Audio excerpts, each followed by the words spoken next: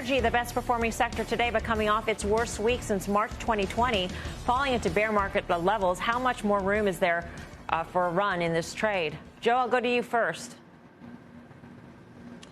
Well, we should all be appreciative of what we witnessed in the energy market here over the last week. The price of oil 1 week ago was $123. It's fallen to $110. And even more importantly, and we've talked about this at length on the show, the price of natural gas. Price of natural gas in the last 5 days is down 21%. It's now below $7. So this is welcomed relief.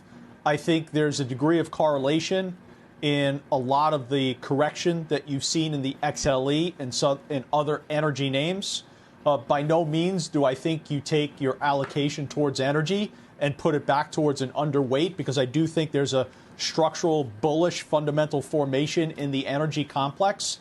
But I think we have to be encouraged by prices kind of backing off from the highs. And what I would urge all the viewers to do is maintain exposure to energy.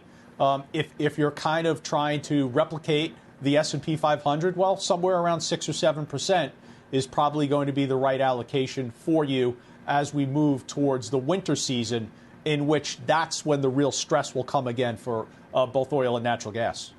Steph, Joe mentioned the decline in energy, the underlying commodity oil.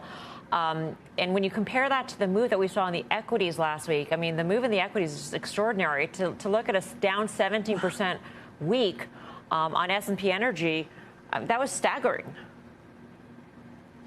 It was staggering for sure, but these stocks are still up quite a bit year to date.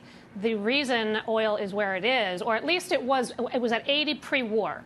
So the reason that oil was at 80 pre-war was because the industry has shifted. Strategically, they are returning capital and cash back to shareholders in forms of dividends and buybacks and capex as well. And they're not drilling and they're not producing. They want to return the cash to the shareholders. They want to be more ESG friendly, and that has tipped the balance between supply and demand. And so I think it's a buying opportunity. I am 10% weighted overall in my portfolio in energy. That's 500 basis points more than the benchmark. But I'm doing it through quality, Melissa. Chevron is best in class, good dividend yield, great assets, and the refining margins are actually going to surprise to the upside most likely. And it doesn't trade very expensive, about 11 times earnings. It's down 20% in a week, which is crazy to me. That's one. Diamondback Energy announced another dividend increase, as I mentioned earlier. This is their third. They have a $2 billion buyback, and they're now going to increase 75% of their free cash flow is going back to shareholders versus 50%. That's very positive. And Schlumberger just raised their dividend 40% in their quarter. They beat, they raised. Margins are going higher because it's a hidden technology play. They make their customers more productive, more efficient, and they have pricing power. So I'm picking spots within energy. I still like all three very much. I'm going to ride the volatility train because I do believe the underlying story strategically has changed for the industry. ExxonMobil, speaking of which, Credit Suisse upgrading this one. Josh, where do you find your spots in energy, if there are?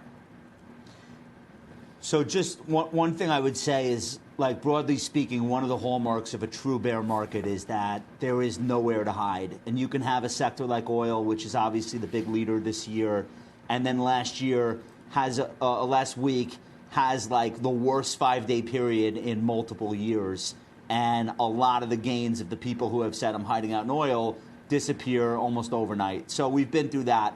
But then the harder part is to say, okay, I understand everybody gets hit eventually in a market like this, but what are the buyable dips? And can I pull the lens back far enough to see that something is still in an overall uptrend, even if it's just had a horrific 3-day, 5-day stretch? And I think that's going to be the case with oil. So I'm in the IEO. This is a trade I put on earlier in the year, basically on technicals. But when you look at the components of this index ETF, and these are 55 stocks, they're all explorers, producers in the energy space. So it's not the Chevrons, but it's really the shale companies, et cetera. You look at the valuation here. These are companies with among the best earnings growth in the S&P, selling at a weighted average PE ratio of under 15, which is a below market multiple. I understand why that's the case. It's commodity related. You've got a pretty high dividend distribution for the portfolio as well. And you just say to yourself, like, if I'm not in this, where else is there going to be earnings growth? It's really hard to find. It's really hard to find. So I think the bulls come back to this space even after a tough week, and I stay long the trade. I think it'll keep working throughout the second half of the year.